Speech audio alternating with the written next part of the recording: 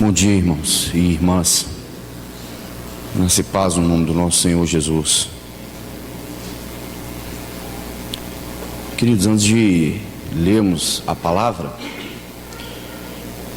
eu gostaria de propor aos irmãos que nós pudéssemos ter um tempo de oração individual, em silêncio, e para que nós pudéssemos aquietar o nosso coração e nos voltar totalmente ao Senhor. O Senhor, Ele iniciou essa reunião nos chamando para a centralidade do seu propósito, que é tirar o seu povo da escravidão e trazer o seu povo para a sua vontade. Como nosso irmão bem colocou, o Egito e o deserto são esferas geográficas diferentes, e a grande batalha é travada dentro do nosso coração, quando talvez corporalmente nós já tenhamos deixado o Egito, mas o nosso coração ainda é impulsionado às coisas do mundo, às coisas do Egito. Vamos ter um tempo, irmãos, de oração individual, e assim que o Senhor nos permitir, nós vamos ler o trecho da Escritura que é para a nossa meditação nessa manhã. Vamos orar. Senhor, nessa manhã nós, em uma só voz, queremos adorar o Teu nome como cantamos. E nós sabemos que o coração do Senhor está voltado para nós e sempre esteve. Mas nós queremos Te pedir, Pai, faz o nosso coração voltar para o Senhor. Senhor, nós Te pedimos, por causa da hora que nós vivemos e por causa do tempo que nós vivemos, Te pedimos, ó Deus, porque o mundo tem entrado em colapso. E Pai, nós clamamos ao Senhor por causa do Teu grande nome, por causa do Teu amor. Lembra-te de nós, Senhor. Senhor, volta o nosso coração para Ti nessa manhã. O Senhor nos lembrou nessa manhã a história daquele povo, um povo que foi tirado do Egito, mas que em muitos deles o Egito permaneceu como uma fortaleza nos seus corações. Pai, nós Te pedimos, faz uma obra purificadora em nós nessa manhã, Senhor. Por causa do Teu grande nome, por causa do Teu amor, Senhor. Amém. Nós vamos abrir as nossas Bíblias na primeira epístola de Paulo a Timóteo, capítulo 1.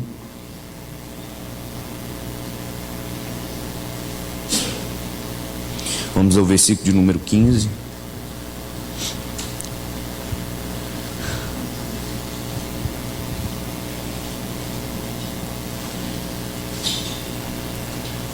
Primeira Timóteo, capítulo 1, versículo de número 15.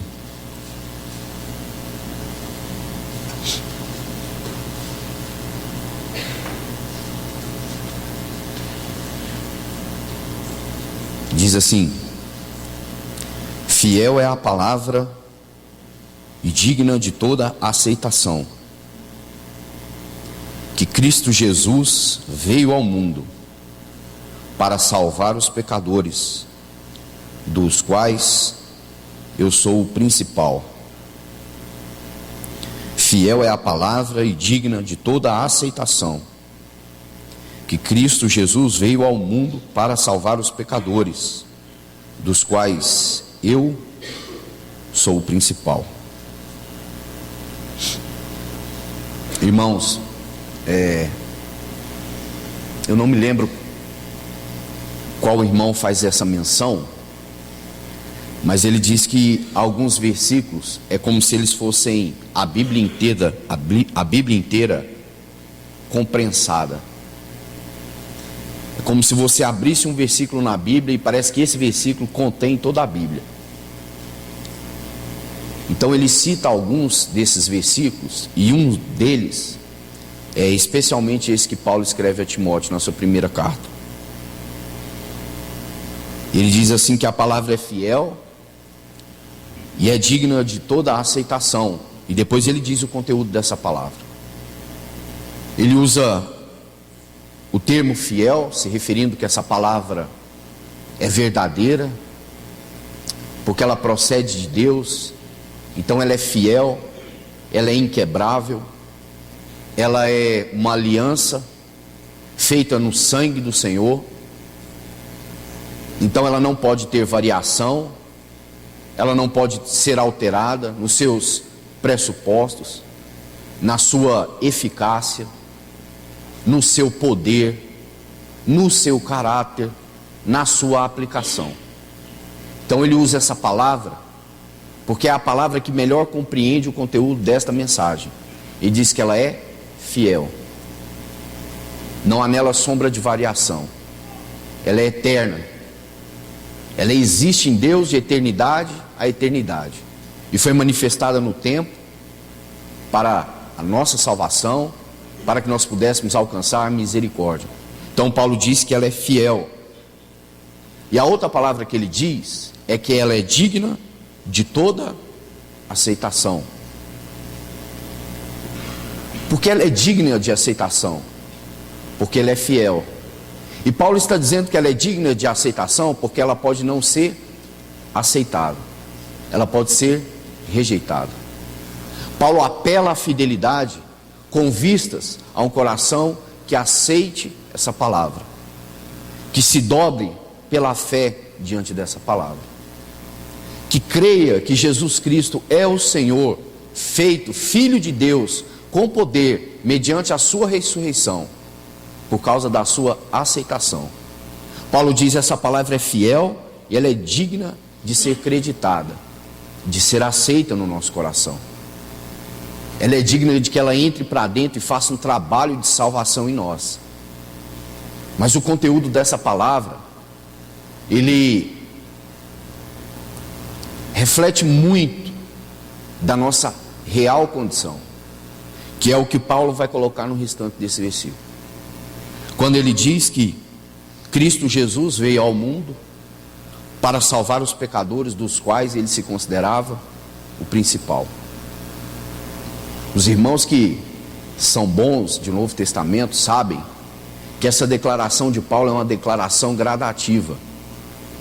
Ele começa se colocando como o menor dos apóstolos, depois ele diz que ele é o menor de todos os santos, e depois ele diz que ele é dos pecadores o principal.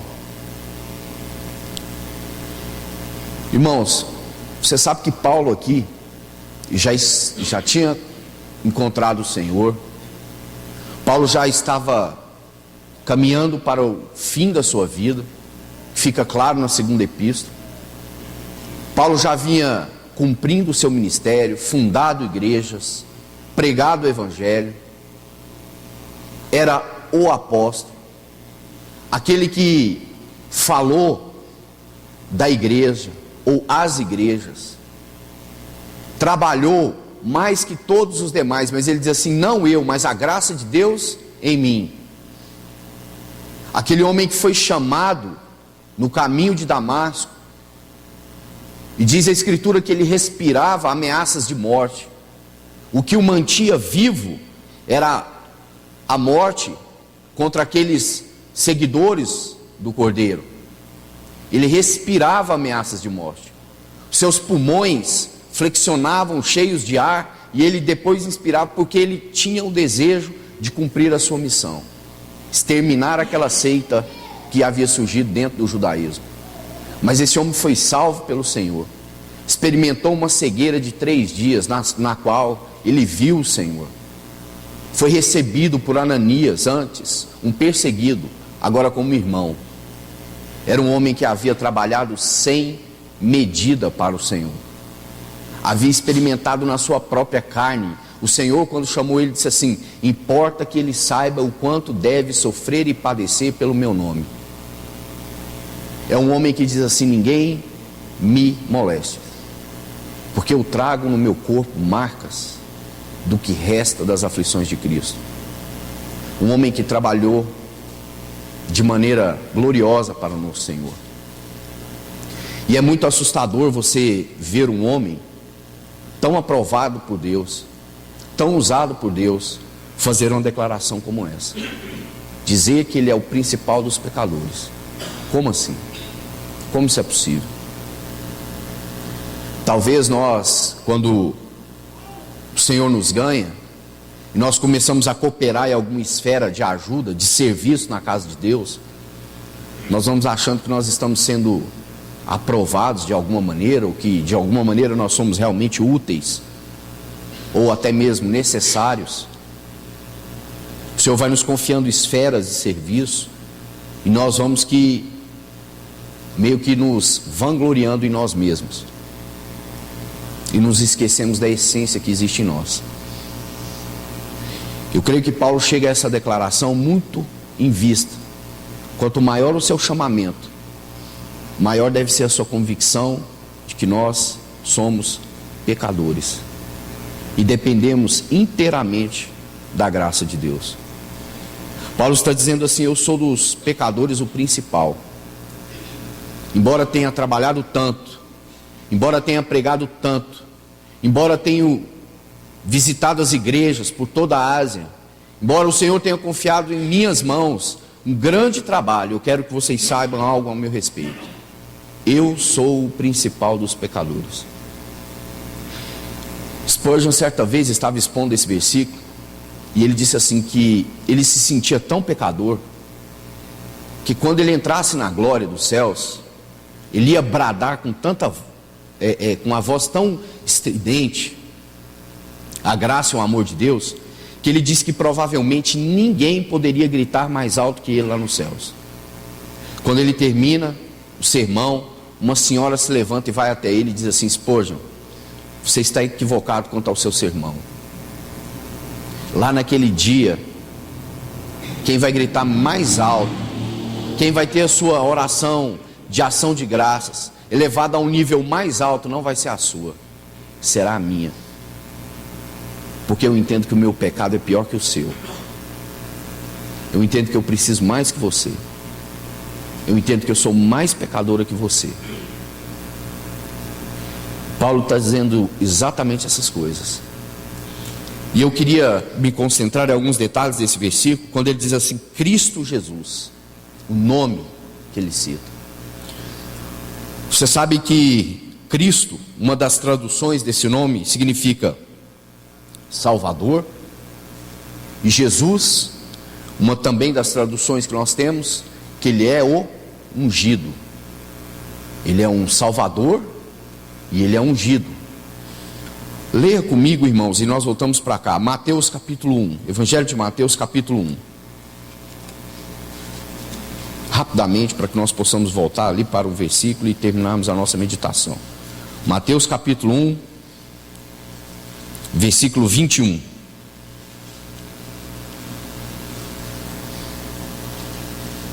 Você sabe que um anjo do Senhor aparece em sonho a José, e ele diz assim, vamos ler desde a parte B do versículo 20, irmãos, para que nós tenhamos o contexto. José, filho de Davi, não temas receber Maria, tua mulher, porque o que nela foi gerado é do Espírito Santo. Versículo 21. Ela dará à luz um filho, e lhe porás o nome de Jesus, porque ele salvará o seu povo dos pecados deles. O nome dele é Jesus, porque ele salva o povo dos seus pecados. O nome dele é Jesus, porque o seu caráter é de salvação. Ele recebeu esse nome do Pai. Deus deu esse nome a ele. Porás nele o nome Jesus, porque ele salvará o seu povo dos seus pecados. Então Paulo, escrevendo a Timóteo, ele diz que Cristo Jesus, o Salvador ungido, aquele que o Pai deu o seu testemunho, e o Espírito pousou sobre ele no seu batismo. Ele é um Salvador ungido, porque libertará o povo do seu pecado. Foi esse nome que o Pai deu a ele. Ele é Cristo Jesus. Ele é o Salvador do seu povo. É aquele que nos salva do Egito. É aquele que nos livra do cativeiro do pecado. É aquele que com mão forte nos arranca dos poderes das trevas. Nos tira do poder das trevas. Você sabe que quando Paulo escreve Colossenses, ele diz assim, que ele nos resgatou do império de trevas. Você sabe, irmão, que o império é constituído de autoridades. O império é constituído de potestades, de poderes. Poderes esses que os súditos não podem questionar. Poderes esses que os súditos têm de obedecer cegamente, mesmo contra a sua própria vontade. E eles não podem fazer nada, os súditos, para que a sua situação seja diferente. Paulo diz assim, ele nos libertou do império de trevas, porque ele destronou as autoridades que estavam sobre nós no reino da morte. Diz que ele triunfou deles na cruz, expondo-os à vergonha. E ele diz assim, Cristo Jesus, esse Salvador ungido, que recebeu esse nome, porque o nome fala do caráter. Porque o nome carrega as insígnias. Porque o nome fala do que ele veio fazer. Porque o nome dele significa que eu e você não fomos salvos. E nem poderíamos ser de outra forma, senão por meio de Cristo Jesus. Por isso ele recebeu esse nome. E Paulo diz que também ele veio ao mundo.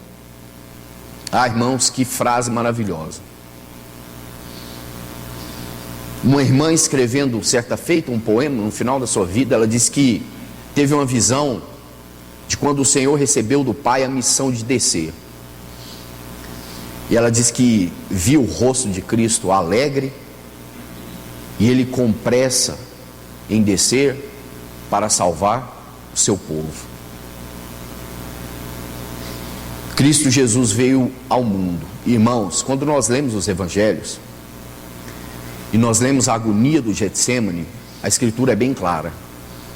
Diz que o Senhor, naquela sua hematidrose, naquela agonia terrível, o seu suor se tornou como gotas de sangue, e essas gotas de sangue respingavam no chão. Essa terra, irmãos, é indesculpável, porque o sangue de Cristo Jesus foi vertido debaixo desse sol. O Senhor morreu, a terra se escureceu, se fendeu, os montes se abalaram, os registros históricos estão aí. Nós cremos na palavra de Deus, quando diz que Ele veio ao mundo, por ação divina de Deus. O que há em teu ventre, Maria, é gerado pelo Espírito, porque assim Deus determinou. Ele deixa o seu trono de glória e agora é reconhecido naquele estábulo, uma criança. Isaías, quando descreve isso, diz assim: um filho se nos deu, um menino nasceu em Belém. Não era um exército, irmãos, não era miríades de anjos, não era os anjos que assistem diante da glória de Deus, mas era o Filho de Deus, o Deus Todo-Poderoso, veio ao mundo para salvar pecadores. Essa é a condição que nós precisamos entender, queridos. Para salvar pecadores. Ele veio ao mundo para salvar pecadores. Querido, essa frase ela é tão séria, porque se por um minuto nós considerássemos que Jesus não salva pecadores, seria em vão o Senhor ter vindo ao mundo. Mas como o próprio Paulo diz, essa palavra é fiel e digna de toda aceitação. porque de fato Ele salva pecadores. Querido, Ele salva pecadores. Não importa qual é o pecado, não importa o quanto esse pecado se manifeste terrivelmente, não importa qual seja a natureza desse pecado, não importa por quanto tempo esse homem possa, ou essa mulher possa estar neste pecado.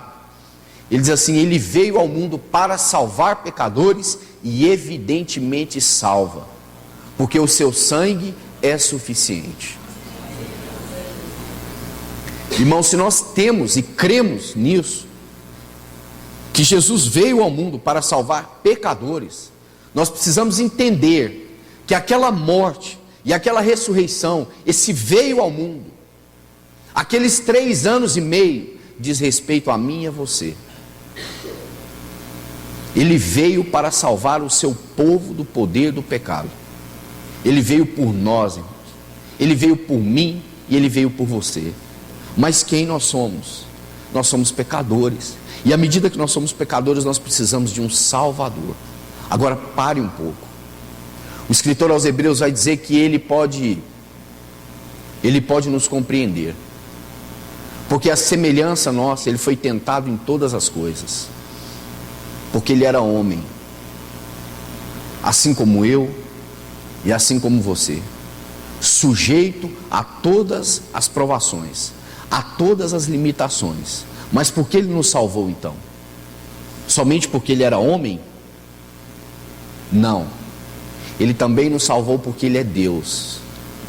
E só Deus poderia nos salvar. Só Deus poderia vir ao mundo e salvar pecadores. Só Deus poderia derrubar a barreira da inimizade do pecado e nos aproximar.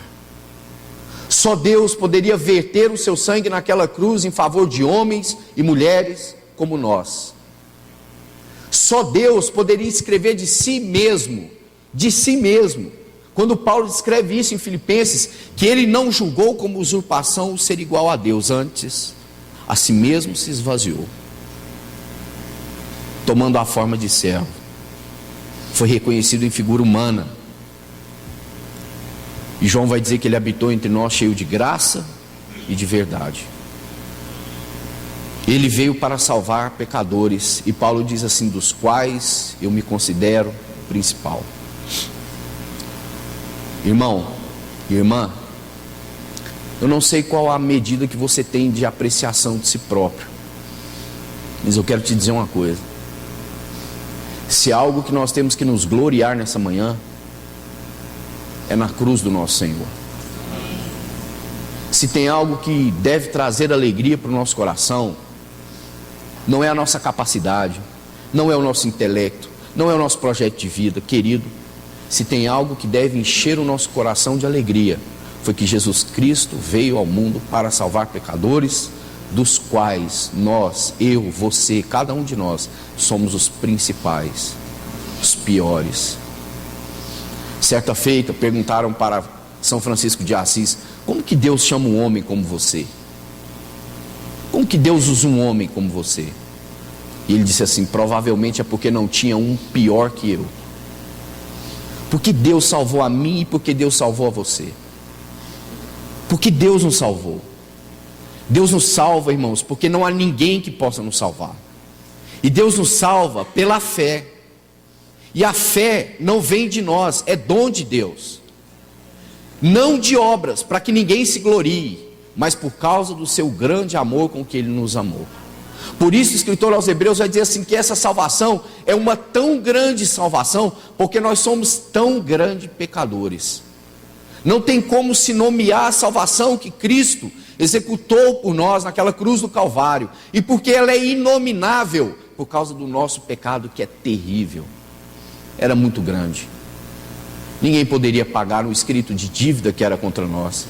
Paulo está dizendo assim: Ele veio para salvar os pecadores, dos quais sou eu o principal. Quando ele escreve a segunda carta, eu estive compartilhando isso com os jovens, ele se lembra de 2 detalhes muito especiais na vida de Timóteo. Quando ele começa no capítulo 1, ele fala assim: Timóteo, eu me lembro das tuas lágrimas e também me lembro da tua fé. Fé e lágrimas. Lágrimas e fé. Duas coisas inseparáveis para Paulo. Por que nós temos fé? Porque o Senhor nos deu a fé. A fé não vem de nós, é dom de Deus. E por que nós temos lágrimas nos olhos? Porque nós não merecíamos. Porque nós fomos alvos e objetos de um amor que nós não temos condições sequer de compreender. Irmão, você ama o seu filho. Você ama a sua filha. E é compreensível para nós um pai amar um filho e uma mãe amar um filho.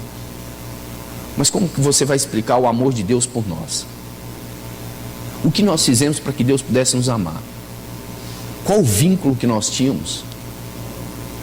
Nós éramos inimigos em caráter, em obras, em constituição, em existência, porque nós fomos gerados no pecado. Qual era o motivo que ele tinha de nos amar? Cite um. Se não, como o próprio Paulo diz, que ele decidiu em si mesmo salvar um povo para si. Um povo que ele chamou de seu antes da fundação do mundo.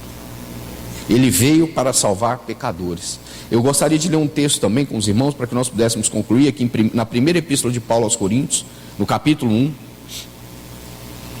1 aos Coríntios, capítulo 1.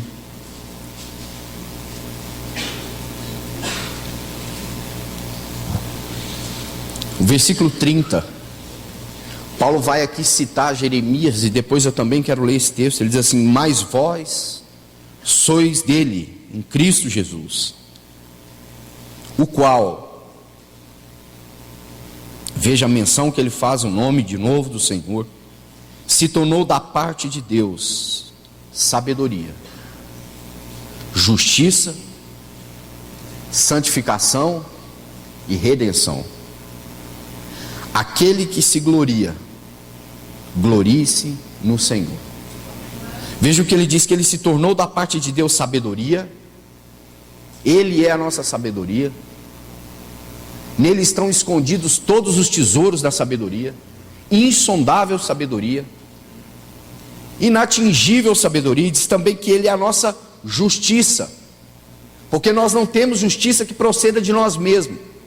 Porque a nossa justiça, segundo a Escritura, é como o trapo da imundícia.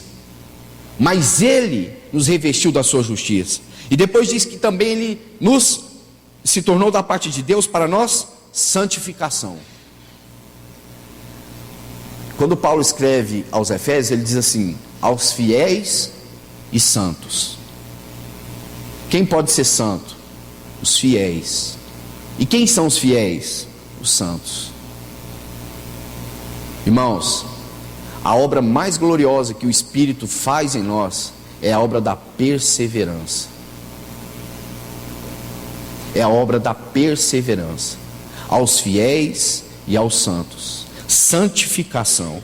E depois ele diz redenção, que fala daquele capítulo final, onde nós vamos deixar esse corpo corruptível e receber do Senhor aquele corpo de glória eterna. Para que, como está escrito, e aqui eu queria ler então o texto, Jeremias capítulo 9, para que nós terminássemos. Jeremias capítulo 9, versículo 23 e 24. Jeremias 9, 23 e 24. Assim diz o Senhor: não se glorie o sábio na sua sabedoria,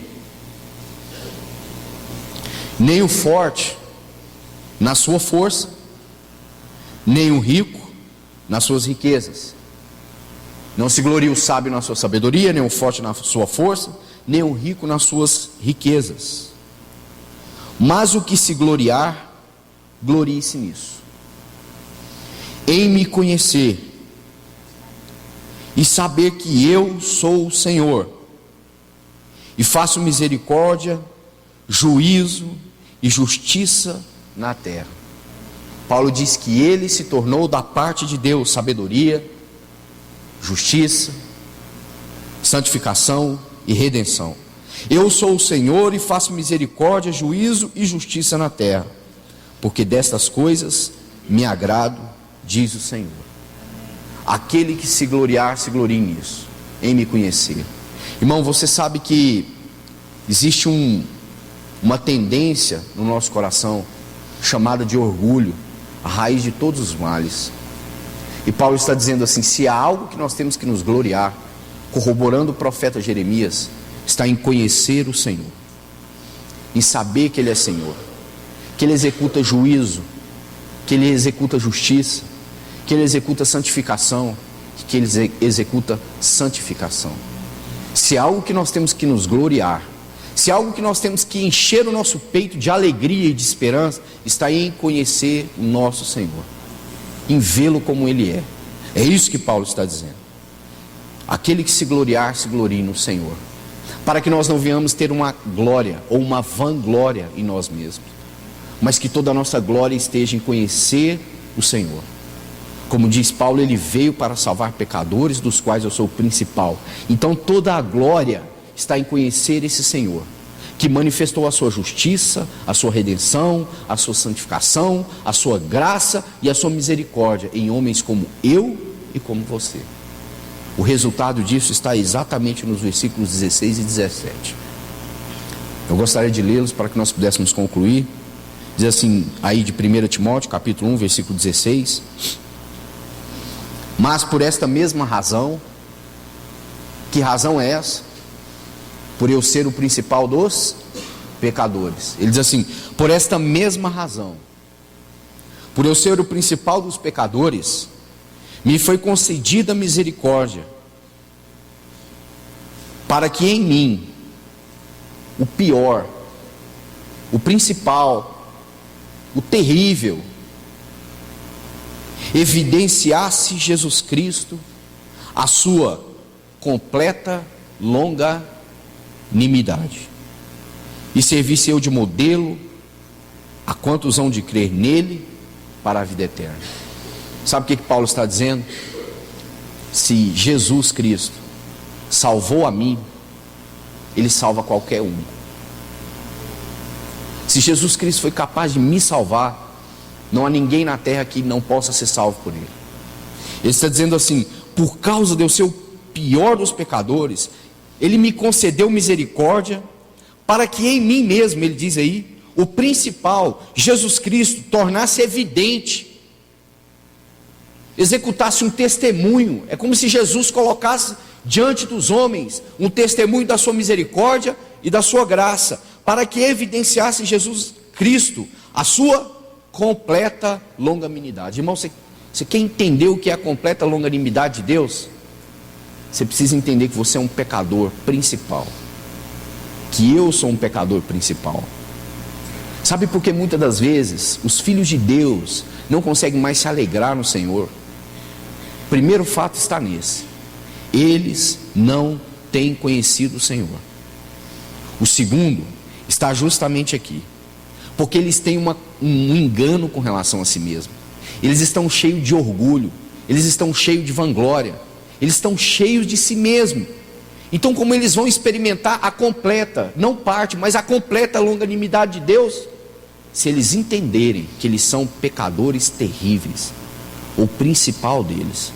Paulo está dizendo assim: para que pela sua misericórdia que foi concedida a mim, Jesus Cristo evidenciasse a sua completa longanimidade. Aí ele diz assim: quando Jesus evidencia a sua longanimidade de forma completa no principal dos pecadores, é isso que ele está dizendo. Ele diz assim: eu me coloco como modelo, de forma que se esse Jesus foi longânimo e misericordioso para com o principal dos pecadores, Paulo está dizendo assim: existe um testemunho na terra, ele salva pecadores, o principal deles foi salvo, então não há ninguém que não possa ser salvo. Paulo está dizendo assim: a minha decepção, o meu pecado é tão terrível, que Cristo Jesus, ele expressou a sua paciência, a sua misericórdia de forma plena para comigo. Então ele está dizendo assim: agora eu sou um testemunho, um modelo. Então quando você olha para a vida de Paulo, saiba disso, não há ninguém cuja a vida esteja aqui nesse momento que o Senhor não possa salvar. Irmãos, o conhecimento que Paulo tinha de si era muito apropriado. Ele diz assim: eu sou o principal dos pecadores. E o conhecimento que ele tinha do Senhor também era muito claro. Ele diz assim: Cristo Jesus veio ao mundo para salvar pecadores. Irmãos, o problema não é se você é o principal ou não. A questão é que Jesus veio para salvar pecadores. E Paulo diz assim: e entre os pecadores eu me considero o principal. Há uma concepção aqui que Paulo entende da sua completa indignidade, da sua completa desqualificação, do seu pecado vil e terrível diante de Deus. E ele diz assim: mas quanto a esse principal, Deus usou de misericórdia, Deus derramou a sua longanimidade para que eu pudesse ser exemplo e modelo, porque se Deus fez tal obra comigo, significa que Ele pode salvar qualquer um, significa que Ele pode alcançar qualquer coração, significa que Ele pode salvar qualquer homem, em qualquer lugar, em qualquer época, seja qual for o seu pecado, Ele veio para salvar. E se Ele veio para salvar, Ele salva, porque o seu sangue é poderoso. E como que ele termina essa sessão? Como bem o irmão Otmani coloca: quanto mais conhecimento, mais perfeito o louvor. Pense o contrário: quanto menos conhecemos, menos louvamos. Quanto menos conhecemos, menos nos relacionamos. Na semana passada o nosso irmão estava falando sobre isso. Quando aquele sumo sacerdote entrava no Santo dos Santos para apresentar a expiação do pecado do povo e do seu próprio pecado, ele entrava amarrado pela cintura, porque talvez que ele não pudesse voltar vivo dali. Quem foi que desejou isso, irmãos? Como nosso Senhor nos falou, o Senhor nunca desejou distância, o Senhor nunca quis isso. O Senhor sempre quis ser próximo, comunhão. O Senhor sempre descia ao fim da tarde para ter comunhão com o homem. Ele sempre nos quis. Em seu Filho Ele nos escolheu antes da fundação do mundo. Mas existe em nós, irmãos, um coração vil, pecador, que nos quer distanciar do nosso Senhor, que nos quer fazer autossuficientes, independentes. Paulo está dizendo assim: não, se alguém se quer gloriar, glorie-se no Senhor. Como disse o profeta: não se glorie o sábio na sua sabedoria, nem o forte na sua força, nem o rico na sua riqueza, mas se tem algo que nós devemos nos alegrar, nos gloriar nesse tempo, está em conhecer o Senhor. E aí ele termina no versículo 17 dizendo assim: assim Cristo Jesus veio ao mundo para salvar os pecadores, dos quais eu sou o principal. E no principal o Senhor evidenciou a sua longanimidade para testemunho. E ele diz assim: assim ao Rei eterno, imortal, invisível Deus único, honra e glória pelos séculos dos séculos. Amém. Quando esse conhecimento, irmãos, é experimentado na nossa vida, não há como não se dobrar e adorar o Senhor. Ele diz assim: assim ao Rei eterno. Ele entendeu que, embora ele via a sua situação e todas as coisas aqui na terra, que havia um Rei eterno.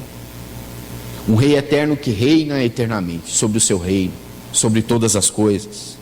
E ele diz também que ele é imortal. Ah, que paradoxo! Ele veio para salvar pecadores pela morte. Por isso que Paulo vai escrever para os Coríntios na sua primeira epístola. Ele diz assim: Deus pegou o homem na sua completa ignorância, porque eles não reconheceram a Deus na sua sabedoria, então aprove Deus salvar o homem pela loucura da pregação. Por isso a loucura de Deus é mais sábia que a sabedoria do homem. E ele vai dizer que a fraqueza de Deus é mais forte do que a força do homem. Então ele diz aqui: imortal. E como diz o irmão Thomas Watson naquele hino, como pode morrer o imortal? Os céus estavam de boca aberta, se podemos usar essa expressão, porque estava na cruz, morrendo por pecadores, um Deus eterno e imortal. Como nós vamos explicar isso, irmãos, para nós e para aqueles que zombam da fé? Como nós vamos poder entender o tamanho do amor do Senhor? Paulo está dizendo assim: ao Rei eterno e imortal. E aí ele diz assim: invisível, mas que se manifestou em Cristo Jesus. Deus único, Porque só um Deus único, que é imortal, pode morrer. Só Ele podia fazer isso. Não há Deus que se possa mencionar uma obra como essa. Não há Deus que possa socorrer homens pecadores. Não há Deus tão poderoso quanto esse, Deus único. E aí ele diz: honra e glória pelos séculos dos séculos. Só Ele poderia ter feito isso. Só o Senhor poderia ter nos amado e nos salvado como nos salvou. Queridos, nessa manhã nós estamos aqui para quê? Para celebrar o nome do Senhor. Essa tão grande salvação que nós recebemos de graça e pela fé. Mas como o nosso Senhor nos falou no começo dessa reunião, como está o nosso coração? Estamos no deserto, sim. Geograficamente sim. Mas será que o Egito ainda está aqui no nosso coração? Queridos, eu tenho tido uma profunda percepção no meu espírito. Tenho compartilhado com alguns irmãos. Se o Senhor demorar mais 15 ou 20 anos para voltar, eu espero que não. Espero. E oro para que não. E devemos orar para que não. Mas, irmão, se o Senhor demorar mais 15 ou 20 anos para voltar, eu creio que nós vamos ter que mexer com toda a nossa concepção de vida. Com a maneira como nós vamos nos reunir, com a maneira como nós vamos sobreviver. Sabe por quê, querido e querida? A Bíblia diz que nós devemos amar e apressar a volta do nosso Senhor. Irmãos, está ficando insuportável. Os nossos filhos verão coisas que somente essa palavra poderão sustentá-los. Nós estamos vendo coisas na nossa frente com os nossos olhos, que nos causa espanto. Irmãos, nós estamos vivendo a pior de todas as eras. Não há guerra que se possa comparar ao tempo que nós estamos vivendo. Não há idade das trevas que se possa comparar ao tempo que nós estamos vivendo. Nós estamos vivendo os piores dias dessa terra. Mas queira Deus que Ele encontre um povo que ame e apresse a sua volta. E que nós sejamos parte desse povo. Que nós sejamos esses que desejam o Senhor não por causa dessas coisas, irmãos. Não porque nós queremos ficar livre dessas coisas, mas é porque nós estamos querendo chegar em casa, voltar para casa. Eu me assustei muito naquele encontro de jovens, quando o irmão disse assim, que nós temos que estar prontos para a volta do Senhor no nosso espírito. E ele falou assim: e o Senhor já está voltando para alguns. Quando ele disse aquilo, eu fiquei perturbado no meu espírito. Mas vocês sabem que aquela menina que há alguns meses foi morta, por exemplo, aqui num colégio, a sua mãe, me parece que é uma irmã em Cristo, e ela também cria no Senhor. E eu fiquei pensando, o Senhor voltou para aquela menina naquela noite.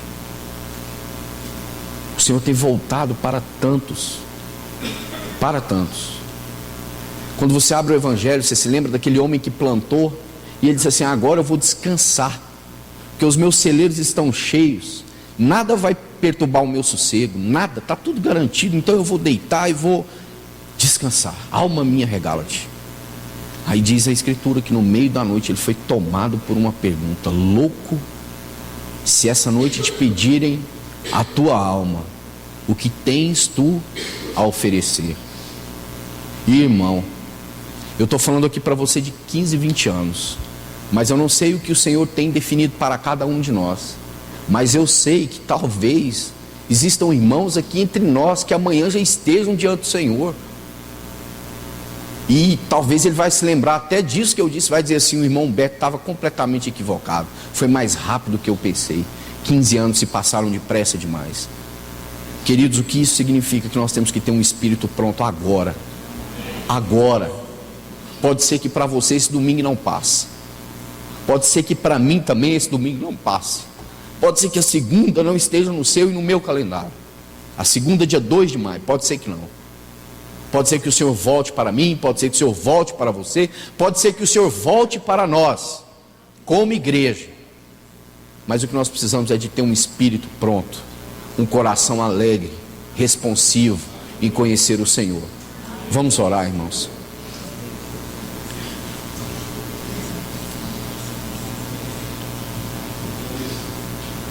Senhor, como nós vamos agradecer a Ti por tão grande amor que o Senhor tem por nós.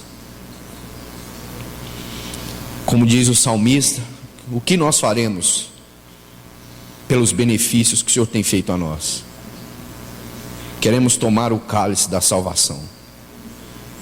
Senhor, obrigado porque o Senhor quis salvar pecadores por meio de Cristo Jesus, que veio ao mundo. Como diz Paulo, escrevendo a Timóteo, o seu aparecimento foi para que ele destruísse a morte e aquele que tem os poderes da morte, e livrasse da morte, como diz o escritor aos Hebreus, aqueles que pelo pavor da morte estavam sujeitos à escravidão por toda a vida. Ah, Senhor, a Tua palavra diz que o perfeito amor lança fora todo medo. O Teu amor é perfeito e não tem medo no nosso coração, Senhor. O Senhor nos salvou e nos salvou completamente. O Senhor nos amou completamente. E o Teu amor é imutável, o Teu caráter é imutável. O Senhor decidiu nos salvar e o Senhor não vai voltar atrás. Fiel é essa palavra, Senhor. Obrigado por cada um dos meus irmãos que estão aqui, pelas famílias aqui representadas, pelos filhos, pelas mães, pelos pais. Senhor, eis aqui pecadores salvos pela Tua misericórdia e pela Tua graça. Teu sangue é poderoso, Senhor, é suficiente. Fomos salvos por este sangue. O Senhor salvou para si um povo e nós Te louvamos no nome do nosso Senhor. Aleluia.